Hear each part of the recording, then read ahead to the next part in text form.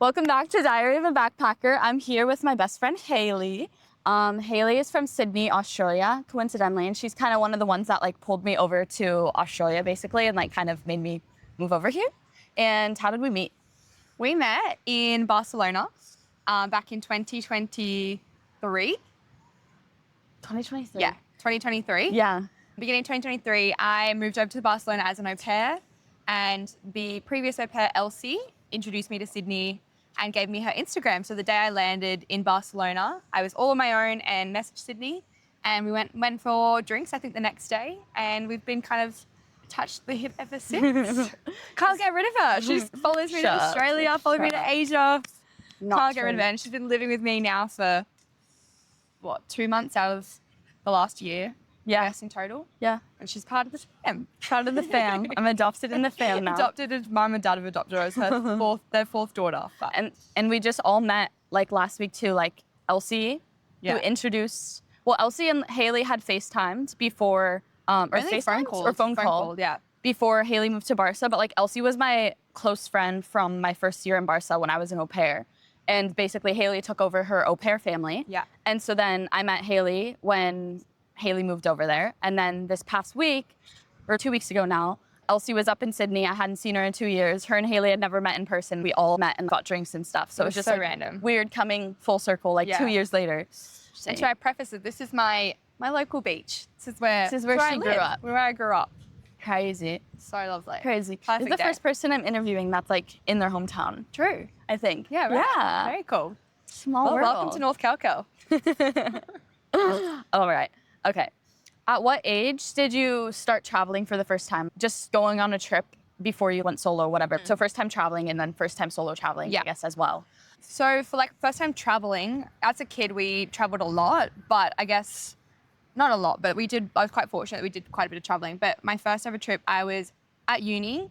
I was 19 and I was with my best friend, Megan, and we were both studying full time. So we just went in our like mid-semester break and we did 9 weeks and did Europe for most of it. My sister was living in London, Monique was living in London. So kind of was the purpose of the incentive of the trip was to go visit Monique and see her living in London. And then we did 8 weeks traveling together. And then mum and dad ended up flying over and meeting us over. So yeah, it was like the best trip ever. We were young and stupid and just so cool, just having those amazing memories together. And we were a little bit scared like of how we were going to find it, but we both just like absolutely fell in love with traveling. And I think for me, that's where I really found my love of planning, traveling and like being organized. And I was studying events and tourism at the time. So I was like really passionate about like kind of, I guess, moving forward with that. And it was one of those trips where I planned everything. You know, like we'd organize and like research into things together, but I was kind of like the main planner, you know how I am. Yeah. And booked like most things, flights, accommodations, figured out our route. And Megan literally just rocked up pretty much and was like, okay, Hayley, where are we going tomorrow? And yeah, I also like, as much as I loved the traveling side of it too, I also loved the researching and the organization part of it. So yeah, that was my first, I guess, like proper traveling trip. And after that, I guess my love for it just grew and I was like, no, I need to go again. So yeah. Fair enough. And then when was your first solo trip? Well, yeah, I guess then COVID obviously hit after that. So I wasn't able to then travel and I would just like, had this burning need and fell into a full-time corporate job. And then while I was working there, I'd been there for 2 years and everything was starting to open up again. And I was like, I need to do something. And just saw this girl on TikTok doing like the teaching English in Spain. Mm-hmm. And I literally saw it and I was like I didn't even think about it. I was like, fuck it, I'm gonna apply. And I applied that night. I remember lying in bed and it was like 11 p.m. at night on a random Wednesday. And I applied to be a teacher and moved to Spain just from this like one TikTok video. And then from that, I started telling everyone going, I'm moving to Spain, I'm gonna become a teacher. And I couldn't tell my work because I applied in the January and the program didn't start until the January later. Mm-hmm. And so it was like a year-long process of figuring out if I actually got accepted, which I found out in April. And then I was so excited. So I started telling people that I'm moving to Spain, but I couldn't tell people at work and I couldn't tell too many people. And then in the October, I got my acceptance of a placement. And then they put me in like this tiny little town in Spain in the middle of nowhere. And I was like so sad because I told so many people that I was like, you know, moving to Spain. I've applied for Barcelona, I've applied for Sevilla and like those sorts of places. And then I was really disappointed when I got this small town. So then I was like, fuck, what am I going to do? And then again, I saw this girl on TikTok who was an au pair. And I was like, oh, that looks kind of cool. Like I can do that in Spain. And then, yeah, ended up applying for those. So that's kind of, I guess, my first step into solo traveling. And I had never lived out of home. I'd never gone anywhere traveling on my own.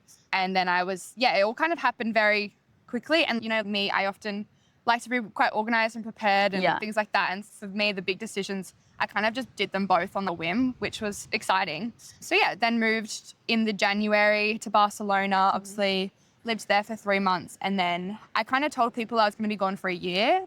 And I was like, I don't know when I'm coming home. I know I'm only going to be in Spain for 3 months and I'm just going to kind of wing it and see where I want to go and what I want to do. And then ended up doing 9 months solo in total. I guess 3 months in Barcelona, 6 months solo traveling, and was like the most amazing holiday and the most amazing experience. Met the most amazing people. And yeah, it was just like such a cool experience. And I was, 23. I definitely learned a lot from my first trip traveling, but also I kind of wanted to take away from that trip was to be a little bit less organized, a little bit like go with the flow more and kind of try to learn to unlearn some of those habits where I can overthink some things. So yeah, that was my first trip. Very nice. Cool. Okay.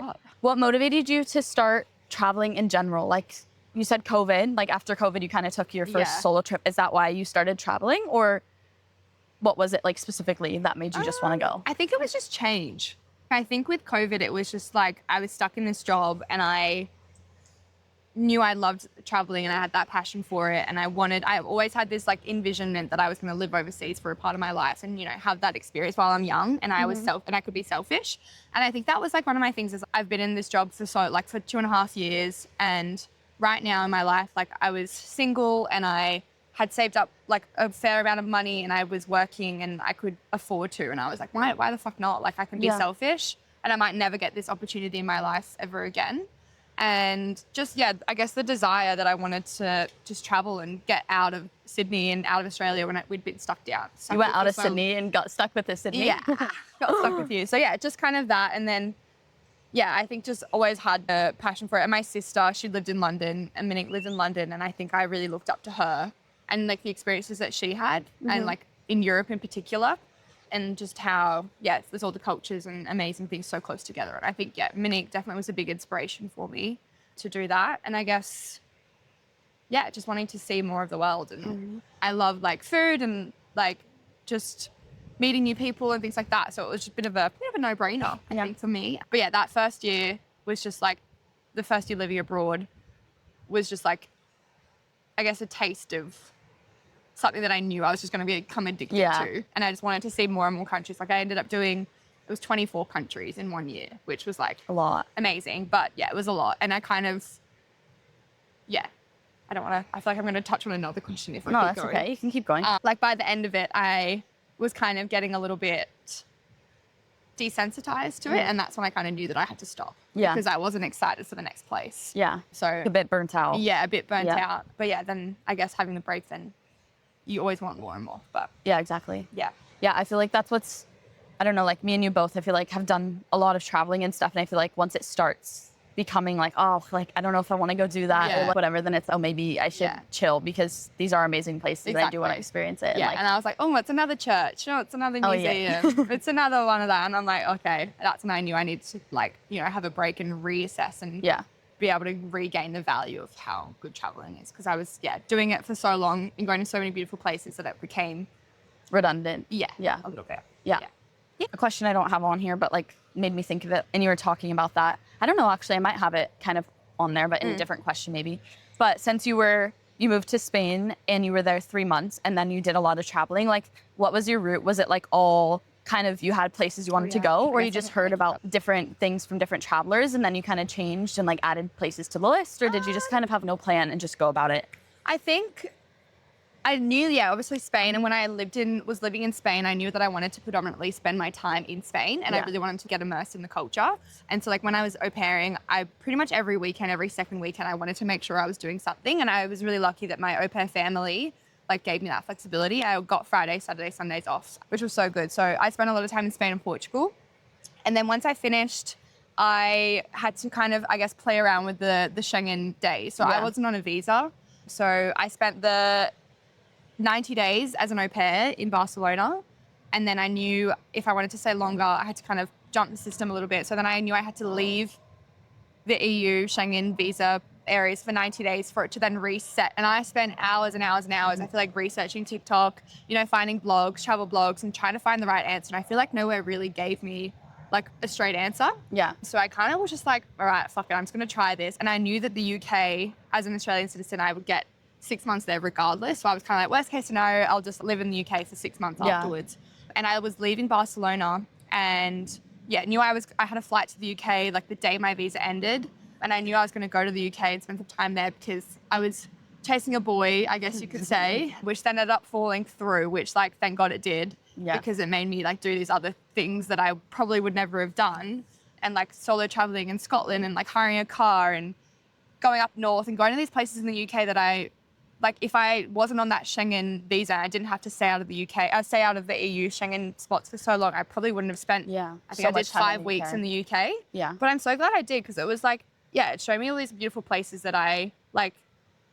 I went to some Cork and York and like Cork and York and like Belfast and Glasgow and amazing cities like Edinburgh. I absolutely fell in love with Edinburgh, and like the Scottish Highlands was one of my like favorite places ever. And then I think I was a bit iffy because I was like, oh, the weather in April is going to be shit, but we had the most amazing weather. And it was just really nice to kind of feel, I guess, after being in Barcelona and like living in Spain where it was a culture shock, going back to the UK and like having a bit of a reset, being in like an English-speaking country, the banter and the humour and whatnot's quite similar to Australia.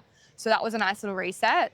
And then ended up spontaneously booking flights to New York and visiting Dante and like going to my best friend Livy in Boston. I was just like, what the heck am I going to do for another few weeks? Like to wait out the 90 days. I kind of calculated it. And then I also had mum and dad flying over to meet me in Italy in July. So I kind of had like from May to July that I had to fuck around. Labor up. So was like, fuck it, I'll go to America while I'm on this side of the globe. Let's go. And the flights were really cheap. So I went to New York, which was like a dream spot for me that I wanted to go for so long, which amazing. Backpacking in New York and America is definitely difficult. There's not really a backpacking culture. No. And it was a bit sketchy, like staying in a hostel in New York, don't recommend. And I literally just lived off $1 pizza slices and because it's not a budget traveler friendly. It was so expensive. I like still would get like a coffee every day and like whatnot and just spend a lot of money. But it was so lovely. I'm so glad I did it and got to see Dante and visit some friends and whatnot. And then, I came back and had the UK as a bit of a base. So I had a luggage. I paid for I think it was a 12-week storage container in London. And I just, because I moved over to Spain with my like winter clothes and then I had all my summer clothes. So I ended up paying for a storage locker in the UK in London and use that as a bit of a base. So I had to kind of keep flying back into London. And then I would swap my clothes out because America was warm. And then I'd be traveling and then I had to go back to the UK, drop my winter stuff back off, and then went to Morocco where it was like 35 degrees. And then ended up, meeting Megan and Josh. Did Morocco for 3 weeks with them and Turkey for 3 weeks. And just, was kind of just trying to hop and stay out of the Schengen as much as I could. And it was good because Megan and Josh, who were also traveling, were doing the same thing. So we ended up doing those countries together and then met you in Albania. And then it all just kind of worked. And I was shitting myself because the day that my 90 days expired, that same exact day I flew to Italy. And I was so scared that I was going to get stopped at the border and they were going to go, well, this is your 90th day. You have to wait for like the next day. But they literally did not even blink an eye. Yeah, I feel like it depends on what country you fly into, I've heard. I like was shitting myself like when I landed in Italy because mum and dad had flown over to visit me and whatnot. And then I think once I got into Europe, I just wanted to stay because I was there for Euro summer. I wanted to, do the Euro summer things and do like Italy. But I also wanted to do kind of smaller places that weren't going to be as touristy. So I went to like Malta and Sardinia and Sicily and kind of tried to stay away from like the very touristy spots in those countries. And then, once I got back into the mainland of Europe, I just kind of like, I would research a little bit of like where the cheapest flights were around me and then kind of where I wanted to go. And I knew that I wanted to do like more of Eastern and Central Europe as well. But I just kind of, I don't even know. I didn't like future plan it. I kind of knew the route in my head. And maybe like once every 2 weeks, I would have a little bit of a research. I definitely booked it all ahead of time though. Like, because high season. Yeah. And just my personality, I guess I wanted to be organized. But I guess I kind of just, I kind of mapped out like a bit of a circle when I went into Europe. So I did south of France and then went up into Germany, Denmark, and then came back into Central Europe and then went through, what did I do? Berlin and Poland and Slovenia Oh, like the middle, Austria, Eastern. yeah, and then ended up getting off in like 18-hour sleeper, 24-hour sleeper bus or something back to Paris to finish my trip because I knew I had to fly out of England. And yeah, as I said before, I was getting to a point where I was like, okay, I'm Burnt out. But, and like also yeah. question as well, because I'm curious because I actually haven't done this because when I was living in Spain, I had a Spanish visa. Yeah. But for the Schengen, so is it you do 3 months on, like basically for anyone listening as well, the Schengen is like a certain amount of like European countries that are all like kind of tied together that like you only have a 3-month visa in the Schengen area and then you have to leave to go to Albania or Morocco or wherever. But is it you have to leave for 3 months or more? So you have to do at least 90 days. Okay. But I did it a different way. You can also do with the Schengen days as an Australian, and I think as an American too, you get 90 days over a 180-day period. Okay. So like you could go a week in and a week out, a week in and a week out for 180 days. And so do half of your time in and half of your time out sporadically over a 6-month period. Oh. Or like you do what I did. 3 months in, 3 months out. You do 3 months in, 90 days, 90 days out, 90 days in, 90 days out. And you could continue doing that in Europe forever, like if you wanted to. And there's also a few bilateral agreements with Australia. I don't quote this for me, but I'm pretty sure Australia has I've found this out while I was traveling and I was like, fuck, I wish I knew this sooner because I probably didn't have to leave and do as long in the UK, but in hindsight, I enjoyed it. But I think Italy and I think Germany and maybe France, Australia have like a bilateral agreement with those countries. And I think we get an extra 30 days or an extra 60 days on top of those 90 days already, but you can't leave those countries. I see. But yeah, so it was risky because as I said, there was nothing online. There was no concrete answer about yes or no. It's all like very up in the air. And I was just kind of like, whatever. I downloaded this app. I think there's an app called Schengen. It's like a purple app color. And it was really helpful if you were doing kind of the method, not like I did, but if you did a week in and week out, week in and week out, having to calculate your days. I'm like, oh my God, fuck, how many days have I actually been in for? There's an app that you can put in the countries you've been to and the exact dates and when you leave, and then it will calculate it for you. And then it will tell you when you can then reset. So after like the 180 days, it then resets and you get another 90 days over a 180-day period. But yeah, just make sure you do research. And I feel like as well, when I was traveling, so many people didn't know about it. Yeah. Like I was going, like, get arrested great. in like Germany for that. And before I really did my research, I never heard about it either. Like when I went to Europe when I was 19, it was a thing. Yeah. But like, I never heard about it. Like, thankfully I was there long enough. But I think, I met so many Australian people in particular that they were like, oh, what are you doing? And I was, like I don't have a visa. I'm on the Schengen visa thing. So I've got to play around 90 days in, 90 days out. They're like, what are you talking about? Like, and I'm like, oh, you have to probably leave next week. Like I've been here like nearly 6 months. And like, yeah, so it's definitely, I think, a thing that needs to be probably known more. Yeah. Because like in Australia, it's such a big thing to do like a Euro summer. Yeah. That people just go and they don't really do their research. Yeah. They just go where their friends had been. And, yeah. Because I guess like you guys as well have to think about it more because I feel like a lot of Americans don't do like maybe some, I did meet a few Americans doing a backpacking route, but I feel a lot do a Euro summer for 2 weeks or whatever because it's closer to us. Yeah. Whereas you guys are so far away that you do it for such a long period. Right. That makes sense. Yeah. But yeah. It's tricky. It's annoying, but it's worth it. Yeah. That's like funny though, the difference between me and you because you're like counting to the date and stuff. And like, meanwhile, once my Spanish visa ended, I was like, I think I'm a day over, but it's fine. Yeah. I was like, it's fine. I mean, I'm there at the end, and then like sweating, going, like I'm going to get deported. Mum and Dad are in Italy. It's going to be able to get there. But it all worked out in the end and it always does. I have heard, I think it's in Germany and like some other countries like that, they're quite strict. But other places like Spain and Italy, I think are a bit more chill. Yeah. One question I like to ask is what's your rose and thorn of solo traveling? So rose is in your favorite part, like the best part, and then thorn is in the hardest or the worst part, I guess. I think the rose is definitely being able to be like selfish and doing exactly what you want to do. And, like having to make those plans and be able to make those decisions and not have to take in anyone else's opinions. Or people have so many different traveling styles too. Some people want to go, and I was very much like I want to have a day where I can just walk around a city, not have to plan anything. So I think I loved the most was just being able to do exactly what I wanted to do. And as I've said, I'm quite a person that I like to plan things and I like to organize and I like to research and I like knowing those things that, I've come to this city, I maybe want to tick off X, Y, Z, but then I also want to leave a day that I can just wander and go to a cafe and live like a bit of a local. And I like know some people that, you know, you meet then traveling, you meet some friends, and then you hang out in the hostel and they're like, oh, do you want to go do this together? That's cost and me you so like much money. Yeah, you did like a big group and you're like, yeah, sure. It wasn't on my thing that I really had to do while I'm here, but I don't want to be antisocial. You know, you want to try this restaurant, but someone else is like, oh, actually, I found this restaurant down the road. And I'm like, oh, fuck, yeah, sure, okay, we'll go. And then I'm like, fuck, I didn't actually get to try that one restaurant I really wanted to try because I've run out of days here or whatever it might be. So that's definitely my rose. I think it's just being able to do what I wanted to do, go to the place that I want to go to.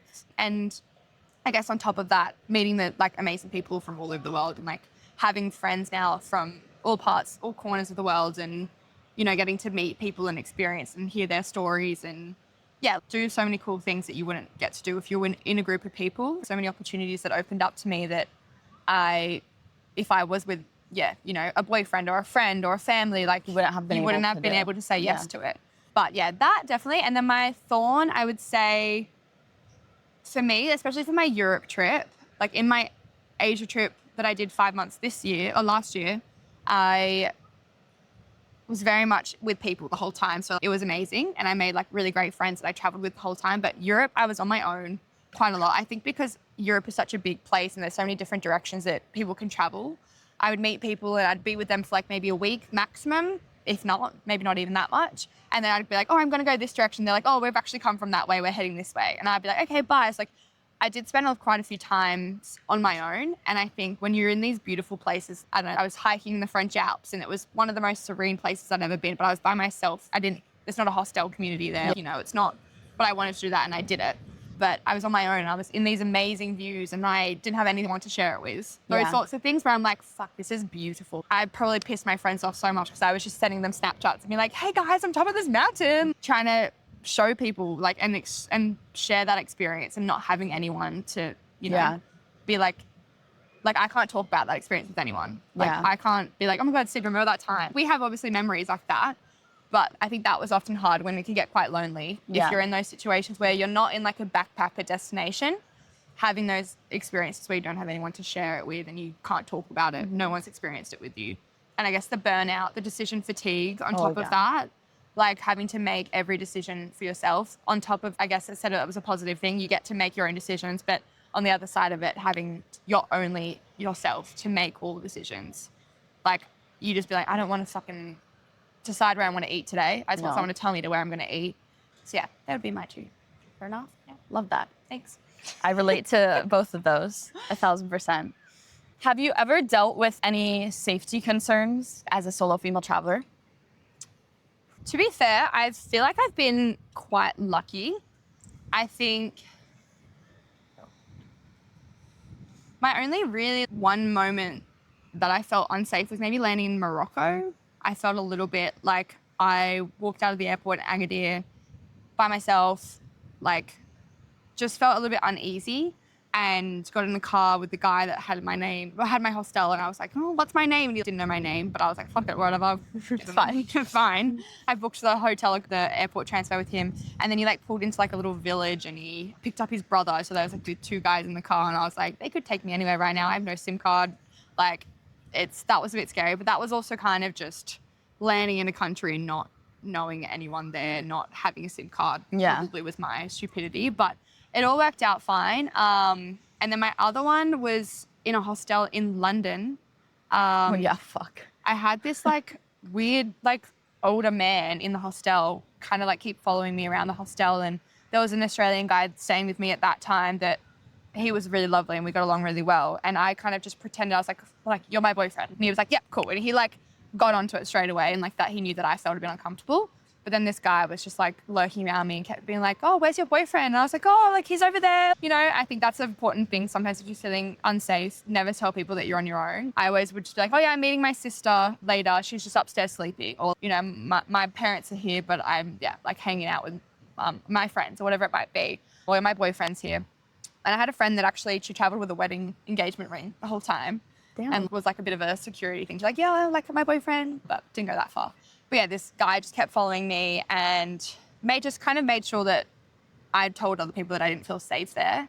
And then ended up waking up in the morning and he was sleeping under the bed under me. and just was like, asking me so many questions about where I'm going, where I'm staying, who I'm with, where's your boyfriend, and just like asked so many questions. And then I went to the bathroom and I came out and he was going through my bag. Ew. Yeah, and I think he was like, I don't know, trying to find my undies or some shit. I don't fucking know. Ew. And I was like, nah, fuck this. I only had one more night left in this hostel. And the hostel was amazing, like one of my favorite hostels, but like, I just didn't feel comfortable. So I went and told the hostel staff and they moved me to a private room, which was nice. And they were really good and like really proactive. And they were like, oh yeah, like, okay, no worries, we'll do something about it. They didn't question me. They didn't ask for more details. But otherwise, yeah, I don't know.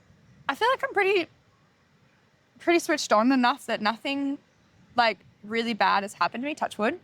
I guess, wait, what was the question? Just have you ever felt like unsafe solo traveling or anything? But yeah, Like,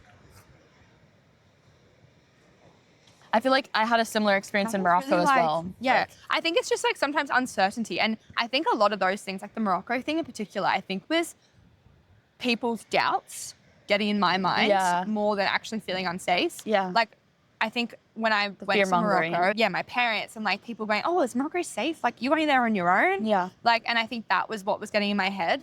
And I think being in that country where, yes, it's like a Muslim country and it's very conservative, and being a female and being blonde in particular as well, like you did get a lot of attention. But like, I think in my head, I was going, oh my God, like, yeah, is it safe? But then you get there and one of the most amazing countries I've ever traveled to. And like the people were the loveliest, like most sincere, like grateful people that I think any of the countries I've ever traveled.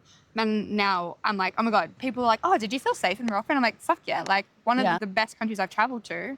And I think it's just making sure you're not getting in your head and overthinking what other people's perception of that country is, because that's when you'll make mistakes. That's when you'll be like, I think, not like maybe too vigilant that you're like, you're going to stress yourself out and you're not going to enjoy yourself. I think Morocco was a really big learning curve for me. I think in that regard of traveling solo, that I was like, actually, no, I want to see a country first before I make anyone else's, make a decision based off what other people say. Exactly. So no, I think I've had a very pleasant experience solo traveling so far, but I have definitely heard people's horror stories. And unfortunately, I think it's just most of the time solo traveling and maybe being in the wrong place at the wrong time. Yeah, if exactly. you do have any of those bad Just like kind of having sometimes bad luck as well. Or being, like sometimes a bit silly like you can be. Yeah. I thankfully haven't really had a lot of mistakes. No, in Mexico. like I think it's, I'm gonna move this. yeah, I can't, like nothing springs to my mind.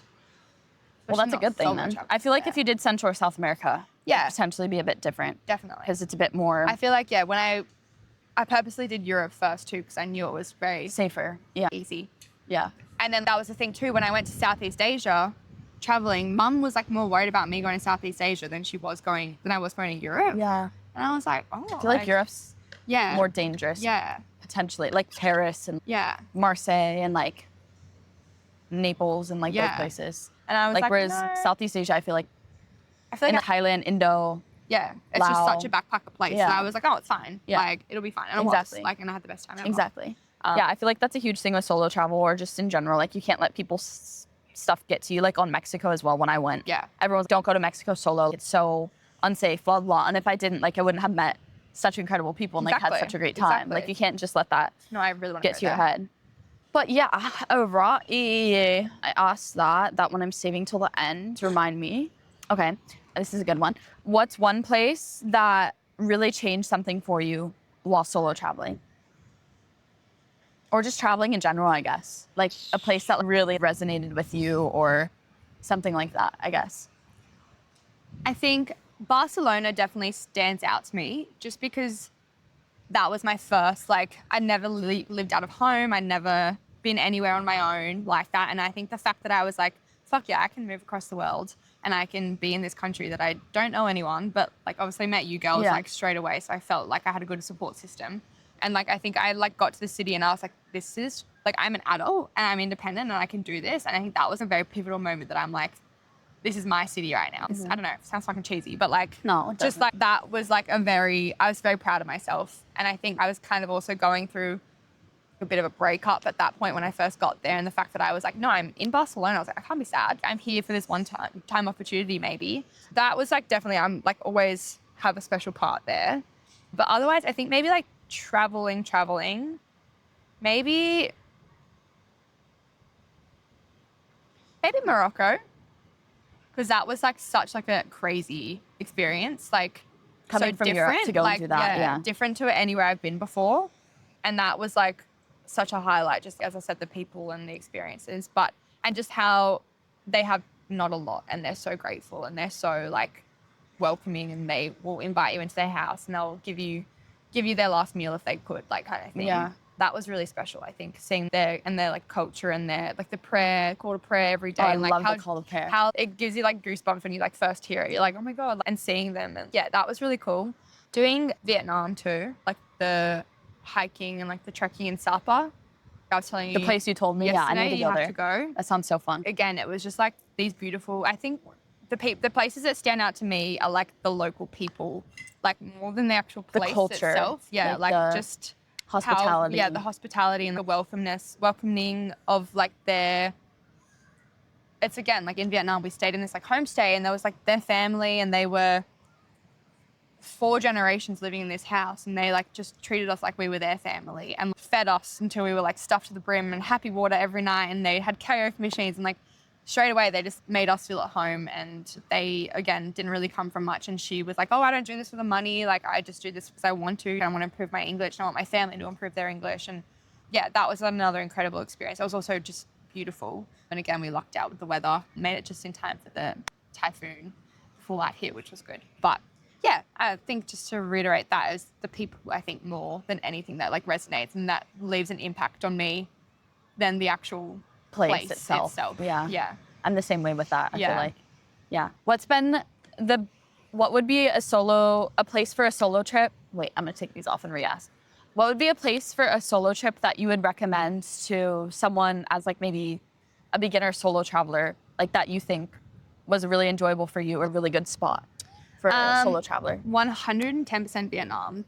I think definitely Southeast Asia. If like you're going to solo travel first, I think Southeast Asia is such an easy place to travel, just because, as I was saying to you yesterday, like it's very much one of those places that like everyone does the same route. So you either kind of, in Vietnam in particular, you either go north or south to north, like, and you meet people and you just continue to travel with them the whole way up. So if you're going solo and you're really scared about meeting people and not knowing if you're going to be on your own or if you're going to find your people to travel with, I think Vietnam is like the best place, because the whole time we were traveling north, like maybe, yes, some people might stay a little bit longer, some people might go somewhere else before they're going to the next place, but typically there's about maybe 8 places that you kind of travel up.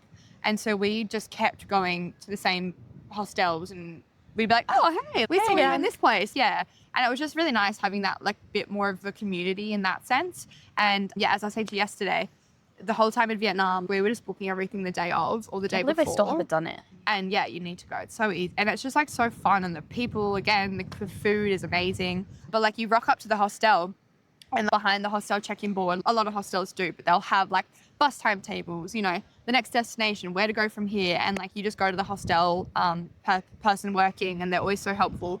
And you just go, okay, I'm going to book my bus to Cat Bar. And then they'll be like, okay, which hostel do you want to stay at? We have a hostel there too. Do you want us to book it there? You'll get 20% off your bus if you do. And you're like, yeah, okay, cool. And it's just like so easy. And the like atmosphere and I feel like the vibe of people, especially in Southeast Asia, but especially Vietnam, it was just very calm and like easy. And I did not have to think once like about where I'm going, who I'm going with. And as you travel, because either people are going north or south, like either direction, you're constantly meeting people. Like I went north to south, which was, I think, the best way to do it, because it gets... Wait, north to south? Sorry, south to north. Yeah, I went south to north because it gets like prettier as you move up. But as you're going up, you're meeting people that are coming down. So you'll meet someone in this hostel, and they'll be like, oh, I've just come from there. Stay at this hostel. Make sure you go to this place to eat. Make sure you do this boat tour. And they'll just give you all the advice. So like I just had in my notes, just kept writing down people. And now I have this like 4-page Vietnam notes. Now when I meet people, they're like, oh, I'm going to Vietnam. I'm like, oh my God, take my notes. Like you'll get your own notes, but have this as a bit of a start off. But yeah, there's only kind of one way to go up and down, and it's beautiful and it's cheap. Like so good for food. Shopping, amazing. You literally can't go wrong. And I think it's also good because of the season, like the seasonality of Vietnam is so diverse. Like you can kind of go any time of year. Like whether it's north, it might be summer there, and then you go south. Like some places in Southeast Asia are very temperamental, and you can be like, oh, you can only go to this part in May to June. Yeah. But I feel like Vietnam, you can kind of go at any time because it is so diverse in that regard too. yeah, I feel like that would be like the most perfect Okay. I want to first trip, because it's just fucking cool as well. Like the culture and the food, like you'd fucking love the food. So like healthy as well. It's nothing. Like heavy, like Thailand. Yeah, but then there's also like really cool street food that like you could try. But yeah, 100% Vietnam. If I was to like go back and do my first ever trip again, I'm not like taking Taking it back back, what yeah. I would want, what I did, but I feel like that would be if I was to give advice to someone doing a first trip. Vietnam. 100%. Yeah, Okay. yeah, Good to know. so good. What is your favorite? This is gonna be hard for you to answer because I don't even know how I'd answer this. Yes. But what's your favorite travel memory? Like, it doesn't have to be solo travel. Like, just in general, like favorite travel memory. That is a tough one. Yeah, I was like, I don't even know what my favorite is. That is a really hard one to think about because there's way too many. Yeah, there's so many highlights. The first thing, like when I always think people like, oh, what's your favorite solo travel memory? Is that dinner that Paris? I had in Paris. I was gonna say, I know that's gonna be one of yours. Should I tell that story? Yeah, I like that one. So it was my last day of my whole like 9-month travel, and I'd been to Paris when I was 19, and I did not like it because one, it was very expensive and I had no money, and two, we thought we were in a terrorist attack when we were there. But it turns out it was actually, we were in the middle of a Pokemon Go tournament and we were in the park at the Louvre, and anyway, we ran for our lives. Not in a terrorist attack. There was no terrorist attack, thank God, but it was around that time in 2018, I think it was, when there was quite a few terrorist attacks happening. So it was like right in our forefront. But anyway, we had a really bad experience in Paris the first time, but I was finishing my 9-month solo trip and I was like, no, I want to redo my experience in Paris, and I like had more money this time and I was like, I'm gonna get a nice hotel. I've done all the touristy things, like I'm just gonna enjoy Paris like a local would. And so I spent 5 days there and had the best time ever. It was like September, it was beautiful weather, not too hot.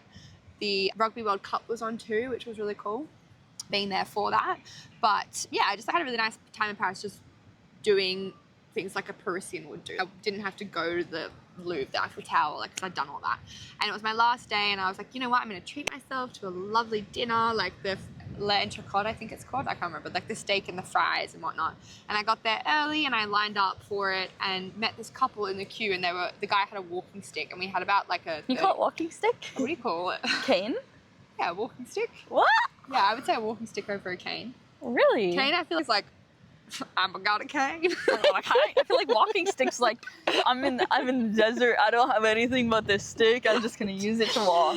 Anyway, this old man had a walking stick or a cane, and I was just being sweet and I was like, oh, let me go grab you a chair. So I went and grabbed him a chair and we had to wait in this queue for 30 minutes. And he was like, thank you so much. And he was like, are you here on your own? And I was like, yeah. Like, I was like, I've just traveled for 9 months, like treating myself to a nice dinner. And he was like, that's weird. And I was like, no, it's not. And he's like, you do this. And I was like, yeah, like I didn't have dinner by myself. I was like, I've got my Kindle. That's a great tip if you're solo traveling. Yeah, Kindle is like the best thing ever. If you ever sat at a restaurant or a cafe and you think people are like looking at you, they're never looking at you. Everyone's so self-absorbed that they are caring about themselves. If anything, they're looking at you and be like, that girl's they're sitting. like, she's a fucking boss bitch. She's a main character. Yeah. And if you have your book and you're sitting there drinking your coffee, like you can just kind of take yourself out of the situation around you a little bit better, and your book is like the best company. But anyway, I was like, oh, I've got my Kindle, like I'm gonna have a glass of red wine. I'm fine, thank you. Like kind of was a bit like, go away at first. Yeah. But then he was like, well, me, my wife and I have lived in Paris. We're from Sweden and we've lived in Paris like 2 years or something, and this is our favorite restaurant. And I can't look at you on your own while we're having dinner. And not in a rude way, but if you're sitting across the room on your own, I'm gonna feel so bad. Like, that you're sitting there by yourself. I'm going to come sit with you if you don't come sit with us. Yeah. And I was kind of like, okay, sure. If you insist. He's like, yes, I insist. You have to come and eat with us. And I was like, okay, fine. And I just got chatting with them, and he had done so much traveling. And so like we just sat in this beautiful restaurant, and he just told me all these stories about his travels, and I told him all my stories about my travels, and his wife was there, and they'd been like remarried as they got older, and they were just like telling me about their relationship, and it was just such a cool experience. And he was like, oh, Hayley, I see a lot of myself in you and like your ambitions and your drive and your like charisma sort of thing. And we just sat there, and we were there for 2 hours, and we went to a bottle of wine, and I think they were about 70 or 80 years old. And I was just like, what the fuck am I, like, I'm sitting at this restaurant in Paris with this like old 80-year-old couple, but it was like the most wholesome moment ever. We just had like the best conversations, and it was just really inspiring, and like, I was like getting really teary, like sitting at the table, like talking with them, because it was just such a nice experience. And then at the beginning he was like, oh, we'll pay for your food, you get your drink. And I was like, of course, like I would pay for everything. And I was kind of like, well, this is really fucking expensive. But I was like, yeah, no worries, I'm happy to pay, like whatever. And then at the end of the thing, he was like, no, I insist, I can't let you pay for anything. He's like, I want you to save that money and keep traveling, keep doing what you're doing, because you obviously love it and like you obviously have such a passion for it. He like paid for everything. And I'm really sad I didn't get their like number, or like they took a photo of us and I didn't get a photo or anything. But it was just like one of those moments that I left and I was like, this is why I love solo traveling. I would never, as I said before, never would you ever have said yes to sitting with an old 80-year-old couple for dinner if you were with a group of people, or like with anyone else. And just because I was on my own, like I just got talking with them, they got talking with me, and it was just one of those cool experiences that I will remember forever. And I think it was just like the cherry on top that it was like my last night, and I was like getting quite sentimental, and I was getting a little bit sad because it was over, but also excited that I'm going home, but also, oh, have I made the wrong decision leaving this soon? And it was just like one of those really, really wholesome memories of like, this is why I love it. And it was just like reiterated. And I left and I was just like beaming, and I could not wipe the smile off my face. And I think I sent like you guys all Snapchats and be like, oh, I've just had the best night ever, like with this old couple. But yeah, that is definitely a big standout. I guess like experiences, I would say, would be either the Hai Giang Loop in Vietnam or trekking with the elephants in Chiang Mai. That was just so fucking random. Yeah, that one's cool. It was just me and the guide and one other guy, and we did a 2-day trek. We stayed overnight in the jungle in the middle of this like elephant sanctuary, like natural national park sort of thing. And there was just like, woke up and there was just like elephants walking around with us, and yeah, that was a really cool standout moment too. But there's way too many. Like I could literally sit here for fucking hours and list. What about on the opposite spectrum, like spectrum? The opposite. Yeah, the end of the spectrum. The end of the spectrum. You're on the spectrum. On the opposite kind of question, I guess, but like similar. What's your craziest travel story, like PG or PG-13, whatever you like want out there, but just craziest, I don't know, or one in Japan, that kind of crazy. Like that one's maybe not PG-13. Maybe that one's not PG, but but like a fun, like crazy travel story, I guess. Let me think. Yeah. Take your time. I have a few that aren't PG. I have a story about her, actually. Because she is a bitch. And I got to Japan to meet her. Oh, I know what you're going to say. And I needed to use like your shampoo or your hairbrush, I forget. And she had just come from like a musty, gross hostel in I'm getting itchy thinking about it. in Australia. In Cairns, actually. In Cairns. It was a gross hostel. What was it again? Bounce, Don't stay there. And I used her brush, anything not thinking. And then I think the next day, or like a few days after, she had said something about her having lice. And I was like, you're fucking kidding. Like, you have lice. Like, I just used your shampoo or conditioner. And I was like, fuck, no wonder. Like, that's probably why my head is so itchy today. I thought, no, it actually wasn't until I got to Bali. So we'd been together for a week, and then you were in Bali. I was still I was in Japan when I had it. Yeah. I noticed it when I was in Kyoto. But did you leave Japan by that? No, you went separate in Japan. But you had gotten, yours went way. Hers, she like, so I noticed my head was super itchy, but like I have quite like, whenever I'm traveling, certain showers just make my head itchy in general, so I didn't really think much of it. But Hayley kept saying hers was itchy, and I was like telling her, I was like, oh, maybe it's the water pressure, like something at the hostel, like maybe that's why. Ends up finding lice in her hair. And she calls me while I'm in Kyoto in Japan and is saying, I have lice. And I was like, oh my God. I was like, that's probably why my head's so fucking itchy. Fuck. And I look at my hair. The bug, like, jump and I from saw my a bug, yeah. And I was like, oh my God, I've never had lice before in my life. And I was like, you're fucking kidding. So anyway, she's fine. She goes, gets treated. Hers goes away in the day. I go to all these shops in fucking Japan, in Kyoto, asking them if they had any lice shampoo, trying to translate it. They didn't understand because I think something was wrong with the translation. I kept going there and they kept going, no, because like they wouldn't say no, they just do this. And I was like, what the fuck? Can I not just find Lice shampoo? Someone surely has Lice shampoo. But because it's obviously such a different like, country, I can't translate. Like I could take a picture of the label on something, but it'd still be confusing. So anyway, I go around a week, can't get rid of it. I keep using a shampoo, it's not working. We get to Indo. Guess who still has fucking lice? and then I was meeting up with her and I was like, I don't want to get lice again. And I was like, bitch, you got rid of it so fast and you gave it to me. So I go to the hair salon in Canggu in Bali, and these lovely ladies literally vacuum out the eggs on my hair and everything. Still hadn't got rid of it. I go back 5 days later because they told me to come back 5 days later to suction it all out. So I'm itchy now. Still hadn't gotten rid of it. So then I go traveling to Gili Tea and Lombok and everywhere, and I'm making this bitch fucking do lice treatment on my hair every night because I'm like, you gave it to me. Yeah, and still like weeks later, she was still pulling out bugs. And I was like, I literally am washing my hair every single day with lice shampoo. Why is it still not going away? And then finally, I think a month later, we were in Gili, and I think you brushed out the last of the lice, and after that, I was good. But it lasted a month for me, 4 days for you. Yeah. They just love me for some reason. But yeah, that was fucked. Crazy. That was just story. like, yeah, I'm like, Bad luck. getting ready to go out. Oh, I'm just gonna do lice treatment again. It was like the amount of people I probably accidentally gave lice to because I was jumping. Like, getting helmets and Yeah, stuff, like riding around on Lombok. I'm so sorry. Like, Whoever got lice in Lombok and Bali. Because I thought it would be gone because I was like, surely if I'm doing this and then we do another lice treatment and find another fucking bug. And I was like, oh, fuck. Yuck. No, that was not fun. Sorry about that. Okay. But yeah, don't stay at the bounce hostel in Cairns. Cairns. I've warned people about that. Yeah, it was actually foul anyway. My room stunk. But, okay, no, one of my like craziest travel stories is not like super crazy, but it was just one of those experiences that I was very much, okay, I am backpacking, I was coming through Laos and I was in Van Vienne and I had to get to Cambodia because I was meant to go straight from Van Vienne to Vientiane and then fly to Vietnam, but my Vietnamese visa was denied because apparently my passport photo wasn't sufficient enough for a photo identity. Make that make sense. So I had to reapply, pay for it again, and I was like, fuck, what am I gonna do while I wait? I don't really want to stay in Laos any longer. And met some cool people that were going to Cambodia. So I was like, I wasn't gonna go to Cambodia on my trip last year to Southeast Asia, but I had heard cool things traveling, but I was kind of like, all right, fuck it, let's go to Cambodia then. Dragged this poor guy with me on a 18-hour sleeper bus through Laos. Dan was a trooper and he ended up coming down with me because he was like, fuck it, I got nothing else to do too. And it was like the worst sleeper bus possible. It was like the roads in Laos and Cambodia are like horrendous. There's potholes everywhere. And if you're a tourist, they just kind of shove you onto the back of the bus.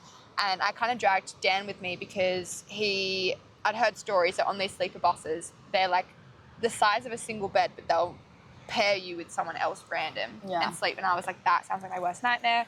They're going to pair me with some random man and I'm going to feel uncomfortable, not going to be able to sleep. So Dan was like, I'll come with you, like if that'll make you feel more safe. And I was like, thank you, sure. So we ended up getting, I think it was like a minivan to Van Vienne, from Van Vienne to Vientiane, and then we had to stay at a bus station for like 6 hours, and then we got on a 12-hour sleeper bus overnight, and then we had to get on a shuttle bus for 3 hours, and then we had to get on a boat for 45 minutes across, and we went to this little island called Don Det in the south of Laos, and we just stayed there for 1 night or 2 nights before crossing the border into Cambodia. And I'd like dragged him on, we got to this island and it was dead and it was shitty weather and it was not worth the travel, but I needed to head that direction anyway.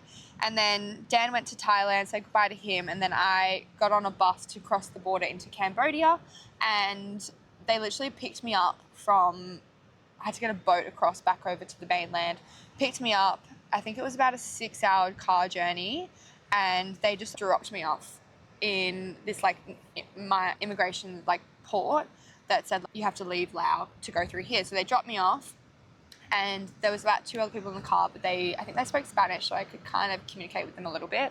And then you had to get your passport stamped out of Laos, and like going into Laos and Cambodia, if anyone's ever been, it's like so corrupt that you just have to keep paying people for no fucking reason. And so I had to pay $5 to get my passport stamped out, and then I literally walked through and there was no signage, there was no direction, there was nothing around. There was about 4 people there and they just said, go, you're out of Laos now, go. And I was like, where do I go? I didn't have a SIM card because I was like in the middle of nowhere. I had no service. So I just literally had my backpack on and was just walking down this like dirt track trying to figure out where Cambodia was. And there was no one around me. And then I walked probably like maybe 700 meters across the border. And then I like see a sign that says Cambodia. And so I was like, okay, that looks like where I'm meant to go. And then, yeah, I had to literally walk across the border. There was like a few police cars and things like that, but it wasn't anything crazy.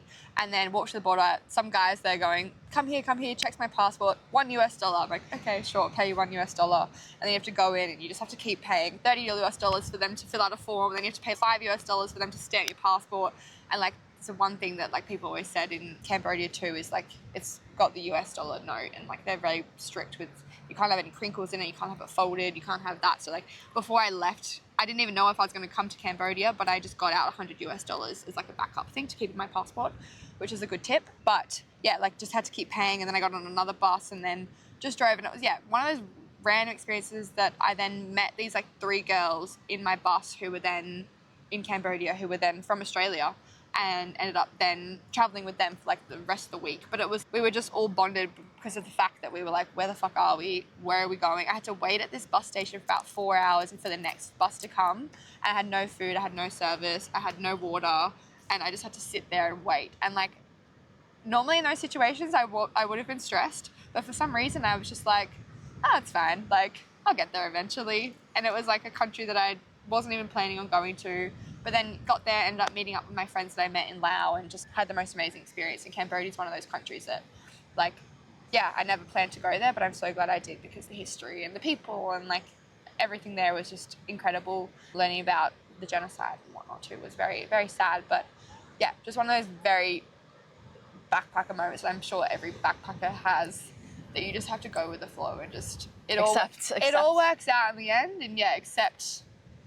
People are there to help you. I think it's like a good reminder. Like most of the time, yeah, people are there because you can go and ask them and they want to help you and they want to give you directions and things like that. But yeah, I don't know. That was pretty weird. I was just like, what the fuck am I doing? I love that story though. I love that sort of shit. I literally walked over the border with a backpack and that was it, and had no idea where the fuck I was. But made it and I survived. Slay. And it was a cool country. Fun little story. Fun story. Okay. But yeah, I feel like all my other stories are not PG. I know. I feel like most of mine aren't PG either. What's one thing that you do on all of your solo trips? Ooh. So far, I've been pretty consistent in journaling, and that's something that I don't normally do in life itself. But when I've been traveling, I try to journal a lot. And now that I'm home, I try to bring that into my everyday life too, because it is so cool to look back on. And I know you're like a massive journaler, and I think you are like a big inspiration for that. But like, it's just really cool now having that I can look back on. Yeah. Because there's so many feelings and emotions and things that you are feeling at the time when you are traveling, and solo traveling in particular, that like thinking back to it now, I wouldn't be able to remember, but I'll go back and I'll read my journal and be like, oh yeah, wow, I did feel that like that. Like I was feeling lonely. I was feeling, happy or excited or missing home or things like that. And I think that was really cool now that I have that to look back on, like a recount of everyone I met. Like I typically wrote it in the sense of, rather than journaling on the day it happened, I kind of was recounting. But I have like every person I met, every person I've, like places I've been to and stuff like that, all written down in a book, which is really cool to look back on. And when I did my Europe trip, I got a postcard, and that was my form of journaling, and that was really cool. So I got a postcard from every place I went to, and then on the back of that postcard, I wrote who I met. That's cute. What I like did, and like a special memory or something like that. And so that's just like really cool that I'll have that forever, that I can look back on to, or maybe not show my kids, maybe not. Some of that's probably not able to be shown to the kids, but yeah, having some kind of physical thing I think is quite cool. It's something tangible. Like you see people that traveling that do like scrapbooking and stuff. Like, I've kept like pretty much all of my train tickets, and I've kept like really cool like coasters and things like that, but I've never done anything with it. You should glue it to. But like, yeah, I kind of want to like put it into a book and get some photos printed and stuff. I think that'd be really cool. Yeah. And another good tip of something I've done while I've traveled, I feel like I know what this is I Google Maps. I save most of the places, the restaurants that I went to, or like if it was a site, a tourist attraction or a hotel or anywhere I stayed on Google Maps, I have saved it and flagged it. So now people typically, a lot of people come to you if you are a traveler and they'll ask you for advice, and that's... I'm so bad at being organized like, and answering. I can give them answers straight away of like, oh yeah, I stayed at this hostel, I went to this place, go to this place for dinner, and I just have it all saved. So then if I'm ever to go back to that country, I know where those places are and I can recall them, but also give advice to those amazing places that I've been and share those experiences. That's a really cool like thing that and then I look on my Google Maps and it's just like flags everywhere, because now I've been to 34 countries, that it's, you know, so many parts of the world that I've had these little memories of all those places around. What did you think I was going to say? I thought you were going to say, because I feel like in a lot of different places as well, you do cooking classes. Oh, yeah. I feel like that's one you do in a lot of countries, if not most. I wanted to do it in a lot more countries, but I think I was just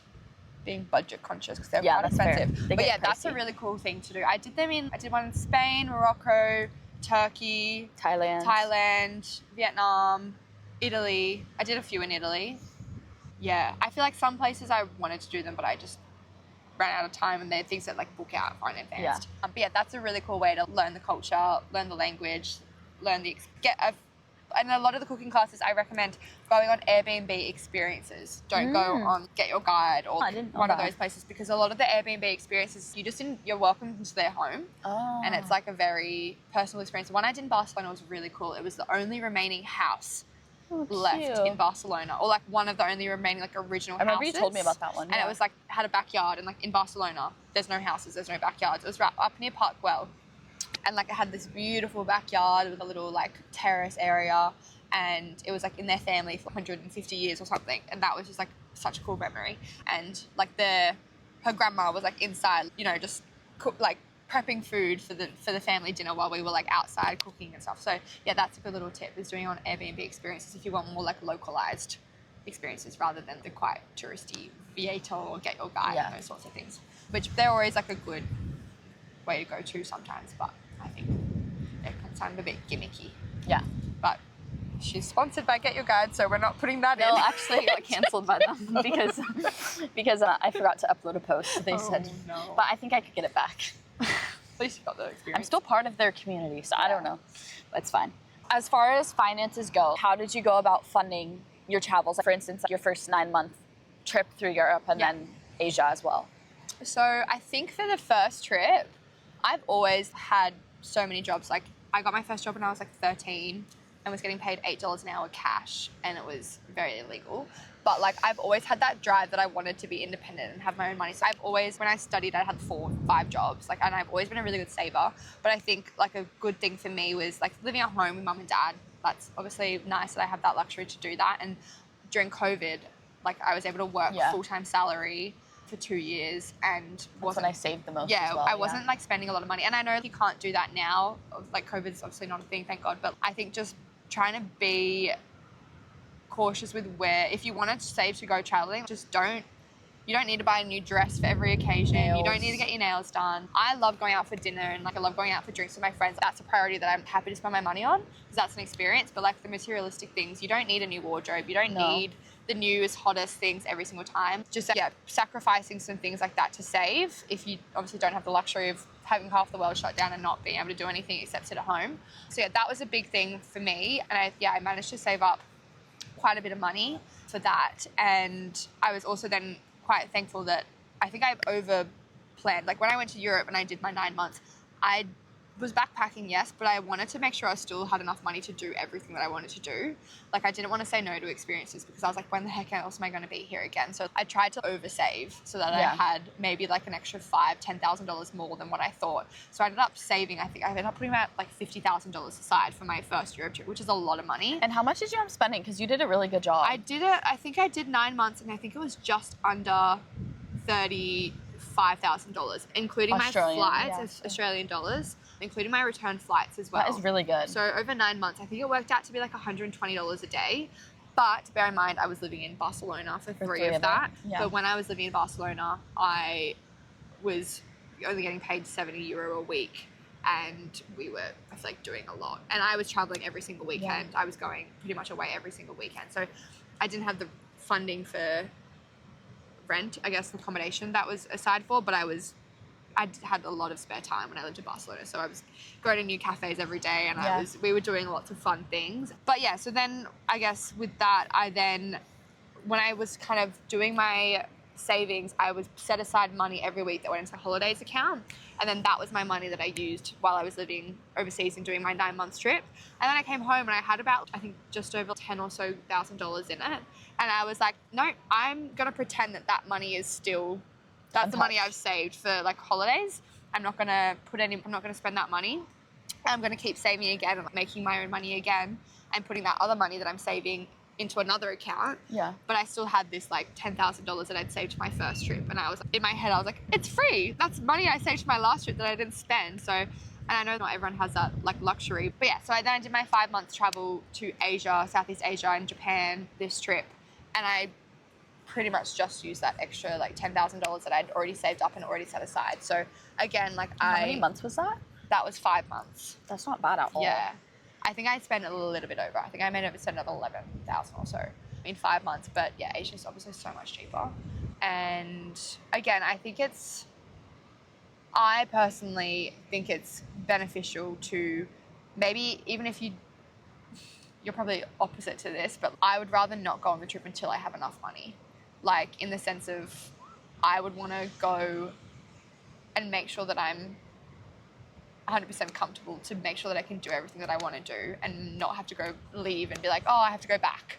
You know what I mean? Yeah. Like, where I feel like you're a little bit more I'm not like organized yeah. enough to do that. But I don't know, my personality and my like mindset behind it is if I'm going, I want to make the most of every opportunity that I have there. And I want to make sure that I can say yes to everything. Yeah. And I know that I maybe am fortunate that I can live with my parents now. Like I know a lot of people don't have that opportunity, but yeah, being like savvy with your money and not spending it on stupid things, but also just working. Like I was always having a day job and a night job, you know, working and waitressing in the evenings, working at a bar in the evenings while also working and nannying and picking up babysitting jobs and just doing all those little things because it's worth it, like in the end of it. And I feel like when you are traveling, it's monopoly money. Yeah, oh my God. Like, the different foreign currencies. You're like, oh, this isn't real money. Let's spend this on blah, and it's blah, like, you don't really think about it. I know a lot of people get stressed about, oh God, what am I going to do? Like, how am I going to budget? But I just kind of look at it as like, it'll work out. You'll be able to still do it. Everything will work out in the end. And if it doesn't, it's not the end of the world. Yeah. I don't know. Yeah. I don't know. I feel like I'm weird that I never really budgeted for it at all.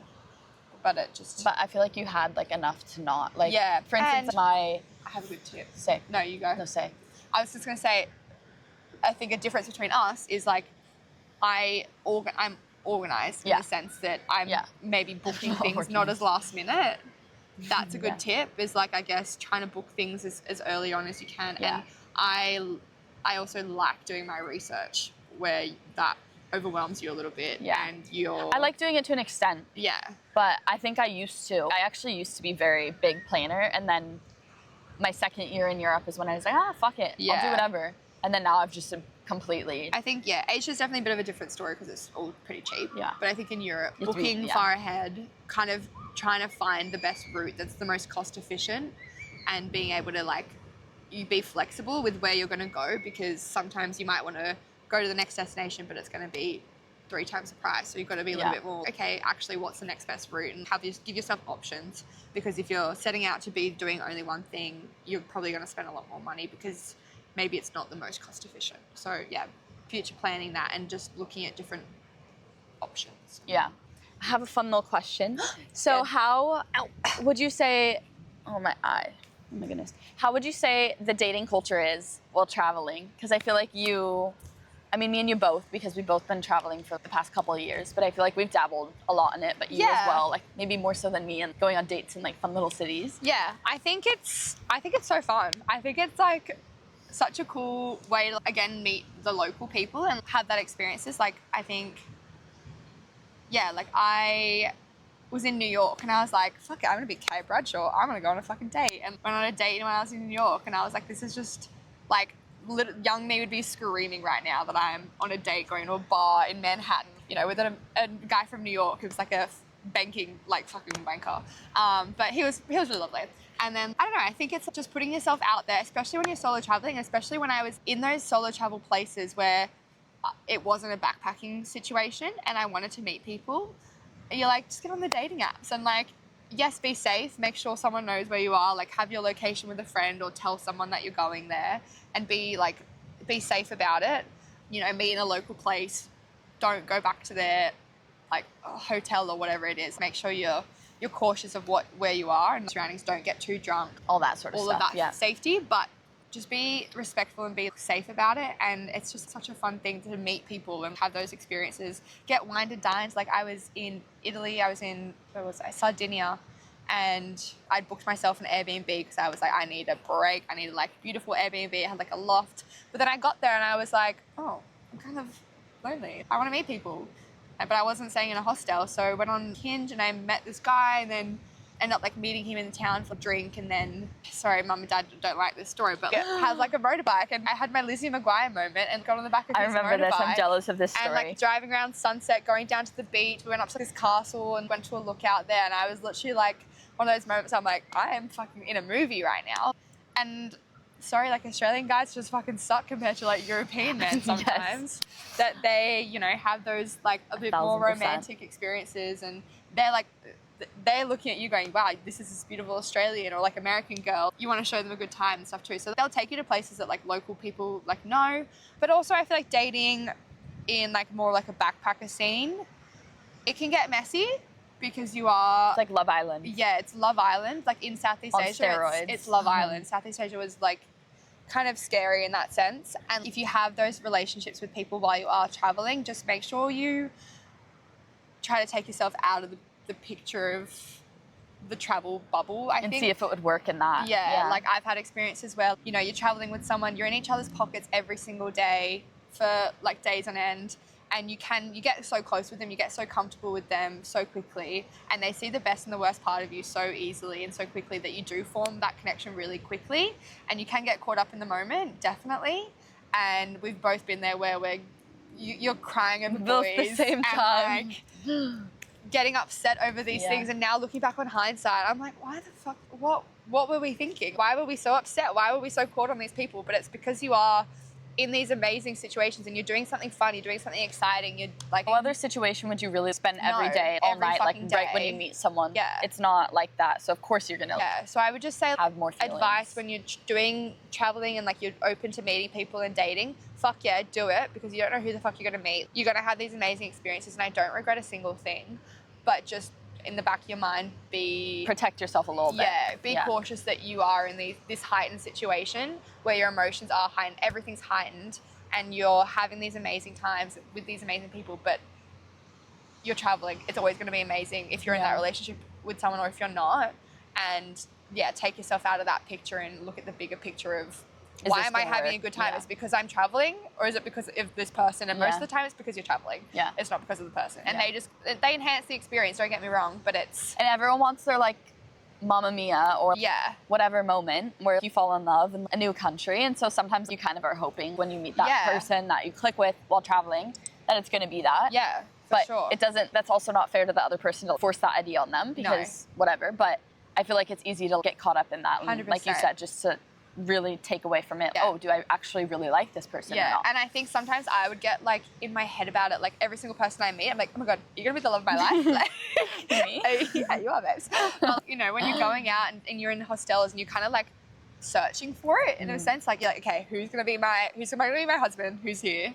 And hot new bombshell enters the hostel. And if no one lives up to that expectations, then like you can kind of beat yourself down. And like my mum kept being like, oh, don't go falling in love with like a sexy European man. And it's always in the back of your head. My mom was the same. Oh, that could be quite fun. Yeah. But it's, you know, when that doesn't happen, I don't know, sometimes you get in situations when like you'd see someone, they're like, oh, they're kind of cute, but then they're going for someone else, and then you're like, oh, why don't they like me? And it's like, what the fuck? You're in a beautiful country. Who gives a shit about what a guy thinks of you? You know, don't get worked up over little things like that when you're literally having the once in a lifetime maybe opportunity that so just being mindful. And I feel like you can attest to this too, that the dating pool being in your hometown or being back home versus being traveling is so different and so vast that people kind of, also guys just in general, I feel like are very much like oh, there's gonna be another girl. Us girls Yeah. hyperfixate sometimes, but guys are like, oh, there's gonna be another girl here, because there is. Yeah. There's constant dating There's pool, new people constant constantly options. Whereas when coming you're in at and out. home or like hometowns, it's this small in comparison, and so it also sets you up kind of for more of a hookup culture, backpacking Exactly. sort of vibe too. Yeah, which is, if that's your vibe, it's also fun. Yeah. But yeah, just be cautious and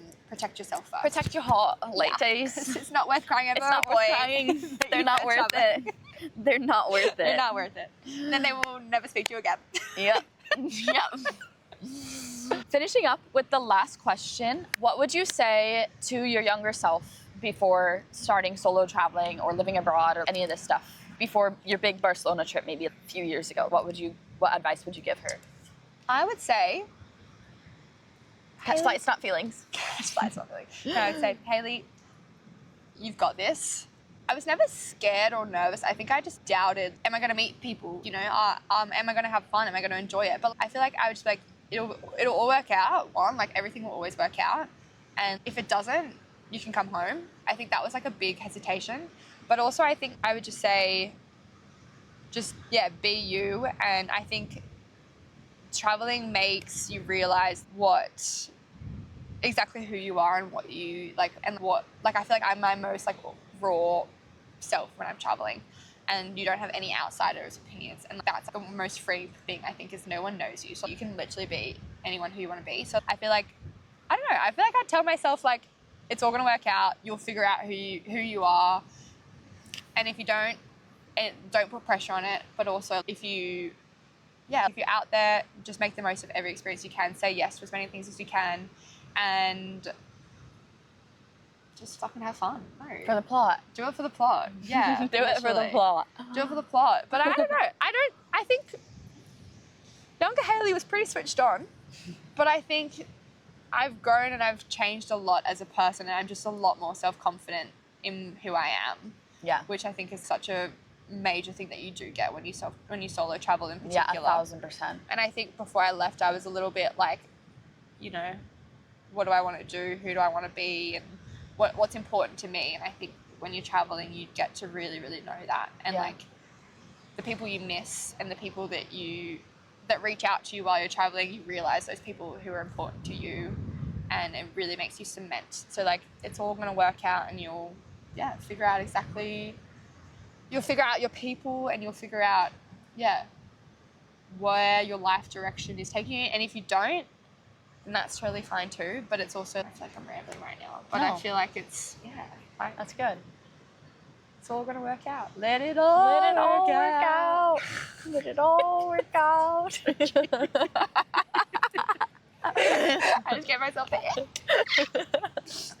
Yeah. Oh, lovely. It's the best thing you can fucking do. And like, It is. anyone who is embarking on that journey, I like get so excited for them that I'm like, you just wait. You're gonna not Just wait, realize, like how fucking good the It'll life get. can be when you do the things like that That you scare push you, yourself, or- to do those scary things on your own. When you know you only have yourself to rely on, and you can do it, is like the most liberating and the most like amazing feeling in the entire world. So it's all worth it in the end. All the stress, all the working hard, all of the long nights, long days, you know, planning, organizing, researching into things, crying, you know, stressing over if it's going to work out. It's all worth it in the end. Yeah. Because then you need people like Sydney. Oh my God. I wish I never met you. I'm kidding. Cut. Not in this. Not going well. Oh my God. But yeah. Well, I'm so sandy now, but thank you so much for letting me interview you and everything.